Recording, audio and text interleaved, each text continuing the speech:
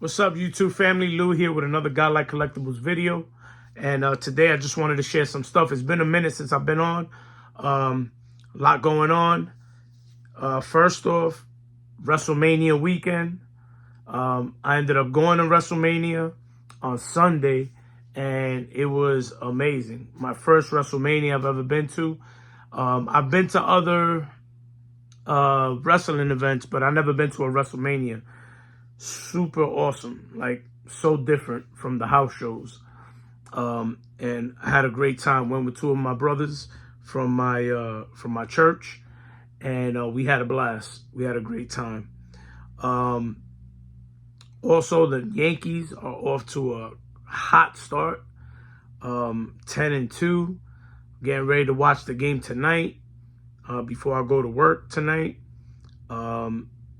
They've been playing amazing. Volpe's been playing amazing. I'm enjoying the season. The Phillies haven't been doing too good. You know what I mean? That's my second team. That's my National League team, the Phillies. Being that I live here in Delaware, I'm close to Philadelphia. So I've been here for the last, 12, 13 years. So, and I'm a fan of Bryce Harper. But they ain't doing too good. So, but at least the Yankees are rolling along, thank God. So I ended up getting some stuff that I have gotten, and because I haven't done a video in a while, it kind of accumulated. So it kind of works out because I got a little bit more stuff to show today. So I guess I'll start off with Volpe. I ended up receiving a 2024. This is my first 2024 Topps card, because I haven't bought a pack yet or a box or nothing of 2024 series. So this was the first time I'm looking at the new series, and I actually like it. They look really nice. Here's the Anthony Volpe, the Future Stars. And you can't really tell, but this, where it says Future Stars and that little border and all that, it's actually kind of like a shiny looking thing. So it actually looks really good. So I'm happy about that, to pick this up. And so I adding that to my Volpe collection. Really, really nice card. So put it in one touch, added it to my Volpe stash, all his like rookie cards and all that stuff. So adding all this to the stash. And another thing I picked up, my man has been off to a hot start. He hasn't played. I didn't see him in the last couple games, but I picked up some Oswaldo Cabrera cards. Picked up this one, the chrome. It's like a refractor. And I got the pink one. This one's also nice. I don't know what's going to happen with him, because the Yankees, they be bugging out sometimes with, like, I don't know, like they be putting too many people to play a position. They don't give people a chance to like really like shine. And I think this dude could shine really good if they give him like everyday playing time, you know what I mean? But anyway, also my Hypnotize set that I've been working on, I got two more that came in. I got number 12 of 15. I got Sammy Sosa. Beautiful card. And if you haven't seen it, Victor, the rookie specialist, he actually did a video about some Sammy Sosa cards that he collects. And he showed like a whole bunch of inserts that he picked up. It was actually really cool. But yeah, this Sammy Sosa's fire too. So got that. And got this Griffey Hypnotized, but this one I was able to find it graded in the PSA 7. I only have two other ones that are graded. I have the Juan Gonzalez and the Derek Jeter that I've shown in the past. And I was looking to get Griffey. I lost on an auction last time for a PSA 8. And then the ones that they had raw, they were just too expensive, man. They wanted like $50, $60 for a raw one. And I'm like, it's just too much. I was able to get this, I think, for $22 plus shipping. So I think I got it all like $28 for everything. Yeah, you know. So I'm happy with that. So finally got the man right here, the kid, Griffey. And then I recently made this purchase, and I am super stoked about this one. I've been wanting this card for a long time, but I'm very picky. I could have had it raw for cheap, maybe like $5-10, but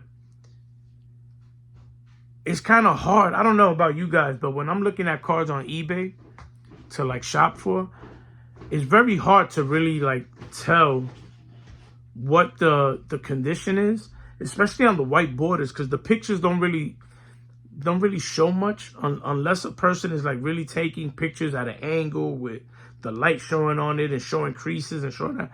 So I've always been hesitant on purchasing this card, right? It's not a Hall of Famer, but his son is a Hall of Famer. He had two sons that played in the major leagues, and including himself, who played in the majors. He is a Puerto Rican player.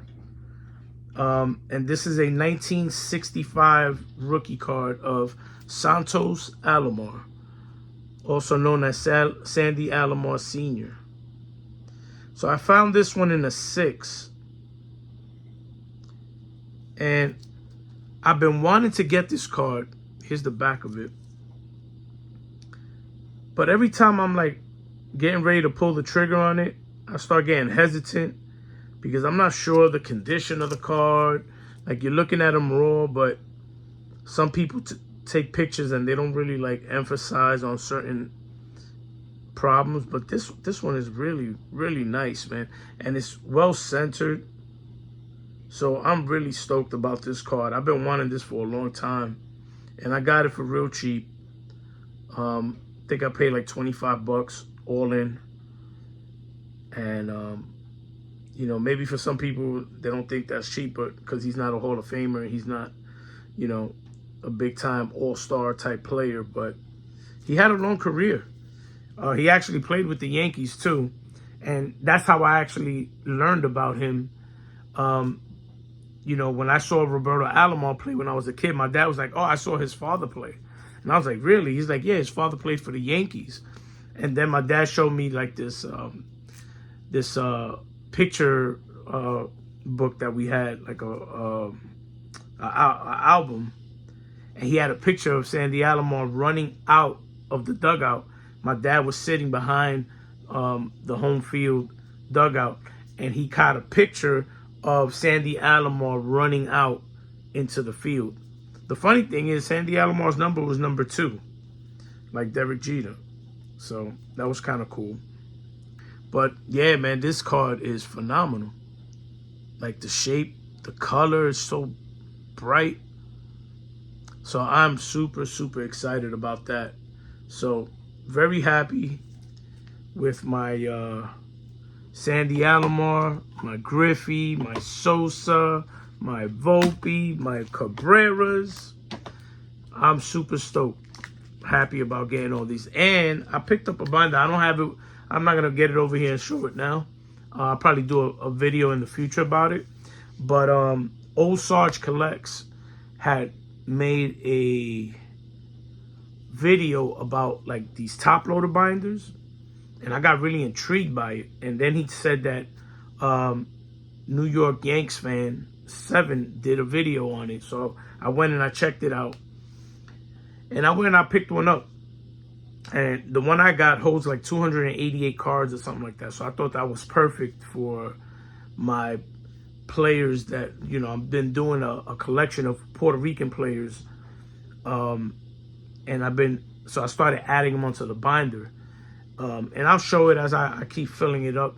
But it's awesome. I'm thinking about doing that for Hall of Famers. And just like trying to get, you know, my favorite cards of them and putting them all in one binder where I could sit down and actually look through it, because it gets a little bit you know, annoying going through the boxes all the time because I gotta like pull boxes off of other boxes to get to the box I want. And then I gotta like pull all the cards out and start like looking through them if I could see them, and you know, just take my time and look through them. But with this one, it's cool because you know, you can have them in top loaders, so you don't have to worry about them getting damaged. And then you can sit down and look through them, because I'm not really a binder fan as far as like the 3-ring binders. I've never really been a fan of those because I'm not really a set collector, so it made no sense for me. And then I don't know, I'm not a big fan of them. It's like the pages get dingy over the years and it look crazy, you know what I mean? So I thought the top loader binder was actually a really, really cool idea. So when I saw Sarge his video, I said, oh man, this is dope. I said, I'm gonna get it. So I ended up getting one. Really like it. Now I'm like really like looking into it and looking at a lot of videos on them, and they have like smaller ones, because this one is humongous. It don't even fit in my my cubes where I put like binders or whatever. It don't even fit in there because it's so massive. But they do have smaller ones that hold like maybe 112, and there's like 4 cards per page. And I saw those and I thought those were cool too. So I was thinking like for my Don Mattingly's and maybe like my Roberto Alomars, because I have, you know, over 60 cards of probably each of them. I thought maybe that would be a cool way to display them all in one place. So, you know, maybe it'll help me save some room too with these boxes. I got a lot of them. So,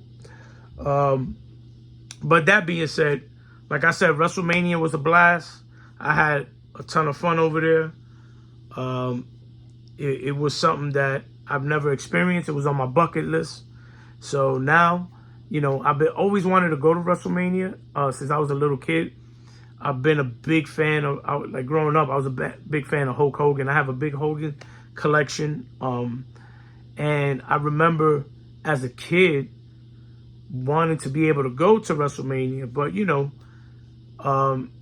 when you growing up, you know, I don't want to say we grew up poor, but we didn't really have money to go to WrestleMania, you know what I mean? And it was new when I was a kid, you know what I mean? So it was, a lot of it was like closed circuit.